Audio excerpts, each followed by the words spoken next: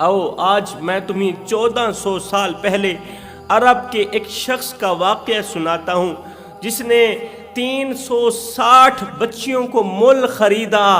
360 बच्चियों को मुल खरीद के उनकी देखभाल की, उनकी परवरिश की, उन्हें अच्छा खिलाया, अच्छा पिलाया।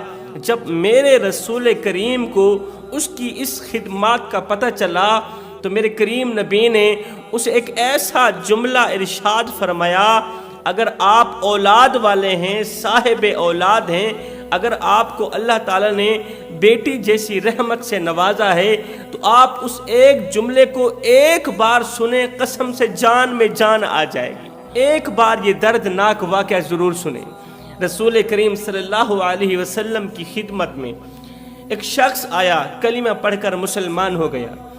एक शख्स आया, कलीमा पढ़कर ईमान जैसी दौलत हासिल करने के बाद, इस्लाम जैसी दौलत हासिल करने के बाद ये शख्स मुसलमान हो गया। नबी करीम के सामने बैठा है। मुसलमान होने के बाद इसने अर्ज़ की, या रसूलल्लाह मैं कुछ पूछना चाहता हूँ, मैं आपसे एक बात पूछना चाहता हूँ। जनाब रसूल करीम ने फरमाया, पूछिए, क्या पूछना चाहते हो?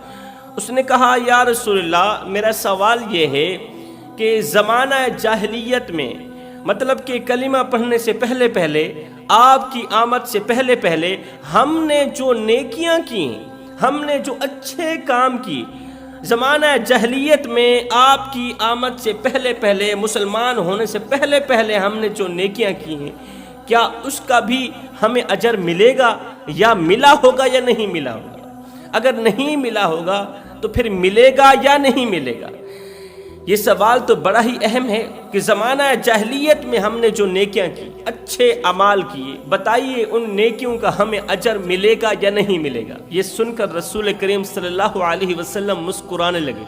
मुस्कुरा कर मेरे करीम नबी ने फरमाया तू बता कि तूने अपनी ज़िंदगी में कौन सी ऐसी नेकियां की हैं कि जिसका बदला लेना चाहता है तू, जिन नेकियों का अजर मांगना चाहता है? उसने कहा, हुजूर और ज़्यादा नेकियां तो मैंने नहीं की, बस एक नेकी ऐसी है जो मुझे याद है, भूलेगी नहीं। मेरे करीम नबी ने फरमाया, उस नेकी से मैं आगाह होना चाहता हूँ। अपनी ज़िंदगी का वाक़या सुनो, अपनी ज़िंदगी की कहानी सुनाओ। अब उस सहाबी ने, कलीमा पढ़ने वाले शख्स ने कहा, या रसूलल्लाह मेरी ज़िंदगी का एक दर्द भरा वाक़या है।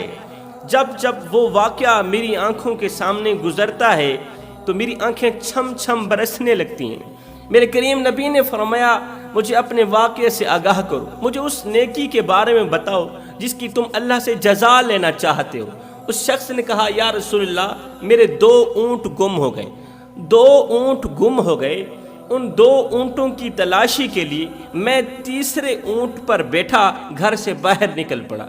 2 ऊँटों को तलाश करने के लिए मैं चलता चलता जंगल की दूसरी तरफ पहुंचा, जहां सहराई इलाका था, मैदानी इलाका था। वहां मैंने देखा कि एक शख्स जानवर चरा रहा है और मेरे वो 2 ऊँट जो गुम हो गए थे वो उन जानवरों के साथ चर रहे हैं।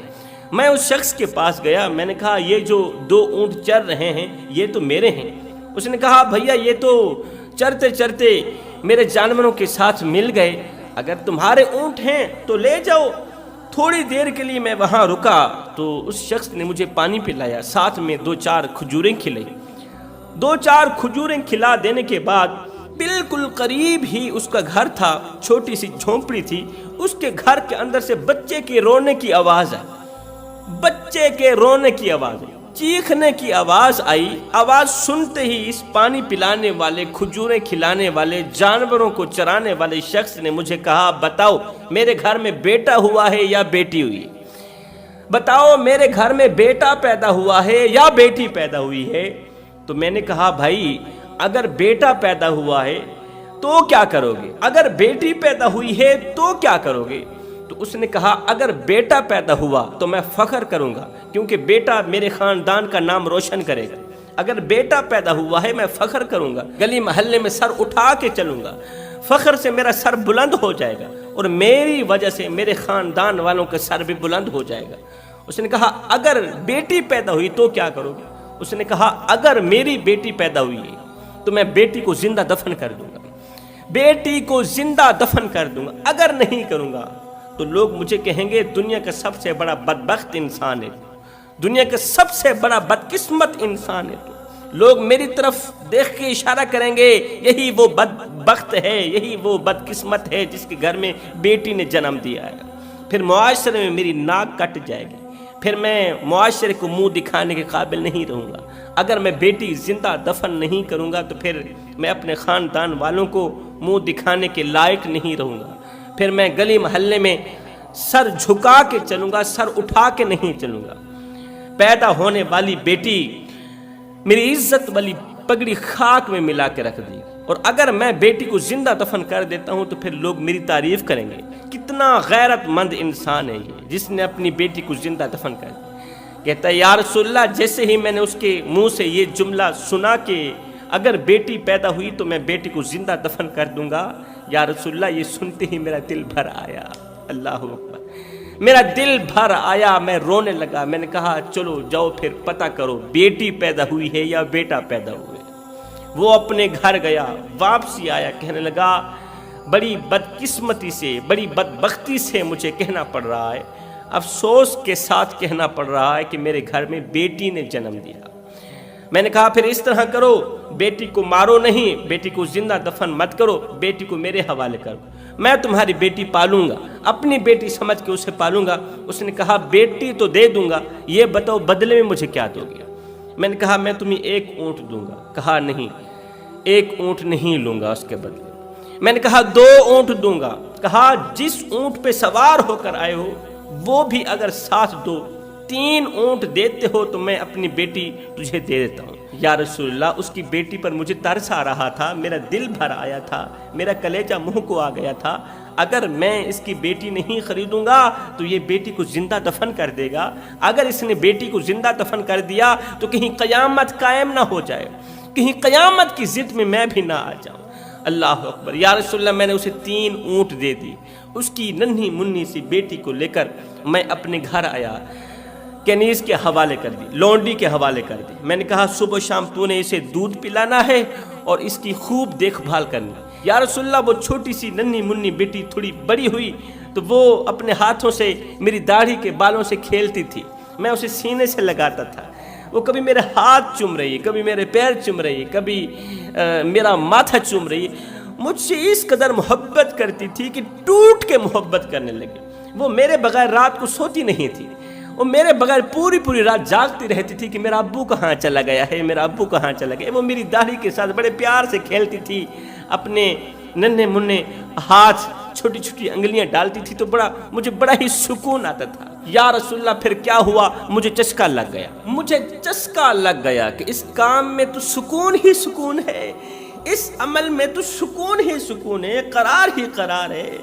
میرا دل ہر وقت بے قرار رہتا تھا، اب مجھے سکون ہونے لگا ہے، میں ہر وقت بے سکون رہتا تھا، اب مجھے قرار ملنے لگا ہے۔ یا رسول اللہ مجھے چسکا لگ گیا، اب میں گھر سے باہر نکلا، وہ قبیلہ ڈھونڈنے لگا جس قبیلے کے لوگ اپنی بچیوں کو زندہ دفن کرتے تھے۔ یا رسول اللہ پھر کیا ہوا، میں 3 اونٹ دیتا گیا، ان سے ان کی بچیاں خریدتا گیا۔ وہ قبیلہ جس قبیلے کے لوگ اپنی بیٹیوں کو زندہ دفن کر دیتے تھے، میں ان کو 3 اونٹ دیتا، وہ بدلے میں اپنی بیٹی مجھے دے دیتے، ننھی منھی بیٹی میرے حوالے کر دیتے۔ 3 اونٹ دیتا گیا، ان کی بیٹیاں خریدتا گیا۔ حضور میں نے 360 بچیاں خریدی، 360 بچیاں خریدی ہیں، اور آج بھی میری حویلی کے اندر 360 بچیاں موجود ہیں، ان کی اچھی سی اچھی دیکھ بھال ہو رہی ہے، ان کو اچھا سا اچھا کھلایا جا رہا ہے، پلایا جا رہا ہے، اور اس چیز کو میں بڑا فخر سمجھتا ہوں اور خدا پاک کا لاکھ شکر ادا کرتا ہوں کہ یا اللہ جو تو اس کام میں مزہ ہے اور کسی کام میں مزہ نہیں ہے۔ یا رسول اللہ میں یہ پوچھنا چاہتا ہوں کہ یہ جو میں نے کام کیا ہے، 360 بچیوں کو موت سے بچایا ہے، 360 بچیوں کو زندہ دفن کرنے سے بچایا ہے، ان کو پناہ دی ہے، ان کو اپنی بچیاں سمجھ کر میں انہیں اچھا کھلا رہا ہوں، اچھا پلا رہا ہوں۔ مجھے بتاؤ اس نیکی کا مجھے ثواب ملے گا یا نہیں ملے گا؟ اس عمل کی جزا لینا چاہتا ہوں، مجھے اس عمل کی جزا میرا اللہ دے گا یا نہیں دے گا؟ جبکہ اس وقت میں نے کلمہ نہیں پڑھا ہوا تھا۔ یہ سن کر میرے رسول کریم صلی اللہ علیہ وسلم کی آنکھیں چھم چھم برسنے لگی۔ میرے کریم نبی رو بھی رہے تھے، روتے روتے میرے کریم نبی نے فرمایا، او صحابی ادھر میرے قریب آنا، میرے سینے کے ساتھ اپنا سینہ لگانا، اپنی پیشانی میری طرف کر، میں تیری پیشانی کو چومنا چاہتا ہوں۔ جن ہاتھوں سے تو 360 بچیوں کو کھانا کھلاتا ہے نا، میں تیرے ان ہاتھوں کو چومنا چاہتا ہوں۔ او صحابی تجھے مبارک ہو، اللہ تعالیٰ نے تجھے تیرے اس عمل کی جزا دے دی ہے۔ اس نے کہا یا رسول اللہ وہ کس طرح؟ میرے کریم نبی نے فرمایا، یہ جو تجھے دین جیسی دولت نصیب ہوئی ہے، یہ جو تجھے ایمان جیسی دولت نصیب ہوئی ہے، کیا یہ تیرے اس عمل کی جزا نہیں ہے؟ اللہ تعالیٰ نے تیرے اس عمل کو اس قدر قبول کیا ہے کہ بدلے میں تجھے میرا صحابی بنا دیا اور مجھے تیرا نبی بنا دیا۔ بدلے میں تجھے اللہ تعالیٰ نے اتنے بڑے ایمان جیسی دولت نصیب کی، اتنے بڑے دین جیسی دولت نصیب کی۔ مبارک ہو، اللہ تعالیٰ نے تیری وہ نیکیاں قبول کر لی۔ رسول کریم صلی اللہ علیہ وسلم کی آمد سے پہلے پہلے کچھ لوگ تھے، کچھ قبیلے تھے جو اپنی بیٹیوں کو زندہ دفن کر دیتے تھے، اور کچھ قبیلے تھے جو اپنی بیٹیوں کے ساتھ گناہ بھی کرتے تھے۔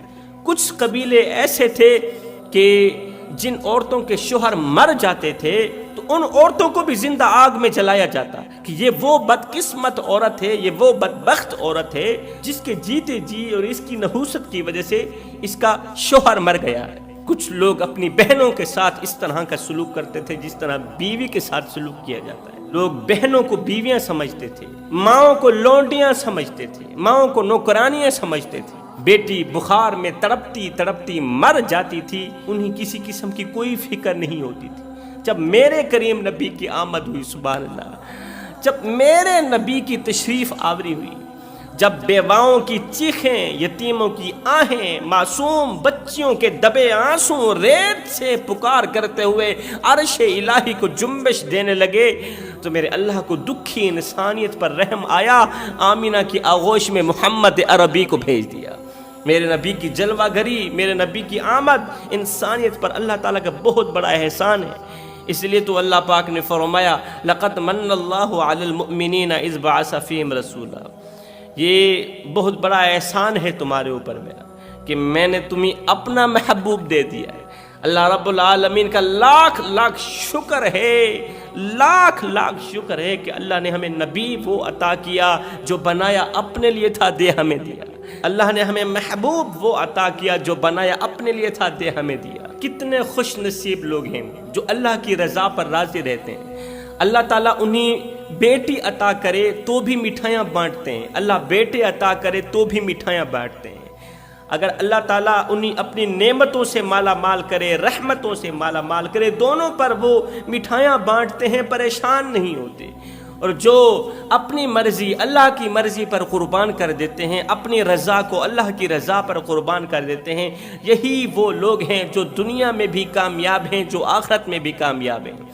ایک شخص کی دکان جل گئی، دکان اس کی روزی کا ذریعہ تھی، دکان بھی جل گئی، دکان کے اندر کا ساز و سامان بھی جل گیا، اندر میں بڑی قیمتی اشیاء بھی جل گئی، تمام چیزیں جل کر راکھ ہو گئیں۔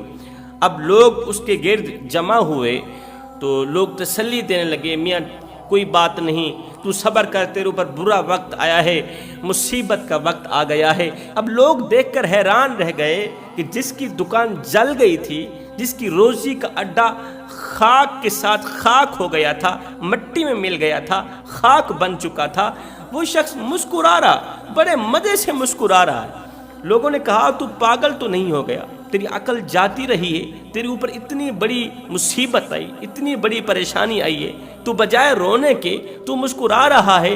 اس نے کہا میرے بھائیو، مجھے پکا یقین ہے مجھے پکا یقین ہے جو لوگ اپنی رضا کو رب کی رضا پہ قربان کر دیتے ہیں اللہ تعالیٰ ان کو بے یار و مددگار نہیں چھوڑتے۔ مجھے پکا یقین ہے اگر میں اپنے رب کی رضا پر اپنی رضا قربان کروں گا تو مجھے اللہ تعالیٰ ایسی جگہ سے رزق عطا کرے گا جہاں سے میرا کوئی وہم و گمان بھی نہیں ہوگا۔ میرے بھائیو یہ بتاؤ آگ کو کس نے پیدا کیا؟ لوگوں نے کہا اللہ نے۔ جب آگ میرے اللہ کے حکم کے تابع ہے تو اللہ کے حکم سے جب وہ جلتی ہے تو اس نے اللہ کے حکم سے ہی تو میری دکان کو جلایا ہوگا نا۔ تو جب کام ہوا بھی اللہ کے حکم سے، اللہ کی مرضی پر ہے، تو میں اللہ کی مرضی پر راضی ہوں۔ جو لوگ اللہ کی رضا اور مرضی پر راضی رہتے ہیں اللہ تعالیٰ انہیں ایسی جگہ سے رزق دیتا ہے جہاں سے انہیں کوئی وہم و گمان بھی نہیں ہوتا۔ لہٰذا میں ہر حال میں اللہ تعالیٰ کی شکر گزاری کروں گا، ناشکری نہیں کروں گا۔ 2 ہفتے گزرے ہی تھے کہ 2 ہفتوں کے بعد لوگوں نے شہر کے چوک کے اندر ایک بہت بڑی عالی شان دکان دیکھی، بہت بڑی دکان دیکھی جو قیمتی اشیاء سے بھری ہوئی تھی۔ اب لوگ مزید دیکھنے کے لیے دکان کی طرف بڑھے تو کیا دیکھتے ہیں؟ وہی شخص جس کی دکان کو آگ لگ گئی تھی وہ اسی قیمتی دکان کے اندر کھڑا نماز پڑھ رہا ہے، قیام میں کھڑا ہے۔ نماز سے فارغ ہو جانے کے بعد لوگوں نے پوچھا اور 2 ہفتے پہلے تو تیری زندگی کی کل جمع پوچھی جل کر راکھ ہو گئی تھی، اب پیسے کہاں سے آ گئے؟ اس نے کہا بھائیو میں نے تمہیں کہا نہیں تھا جو لوگ اللہ کی رضا پر راضی رہتے ہیں نا پھر اللہ تعالیٰ انہیں ایسی جگہ سے رزق عطا کرتا ہے جہاں سے ان کو کوئی وہم و گمان بھی نہیں ہوتا۔ میری کہانی یہ ہے کہ جب میری دکان جل کر راکھ ہو گئی تو میرے پاس 100 دینار تھے۔ 100 دینار لے کر میں اپنے گھر گیا۔ اللہ اکبر۔ دوسرے دن میری بیٹی نے کہا ابو میں نے ہر حال میں آج مچھلی کھانی، میرا مچھلی کھانے کو جی چاہ رہا ہے، مجھے مچھلی لے کر دو۔ کہتا ہے کہ میں 200 دینار لے کر گھر سے روانہ ہوا۔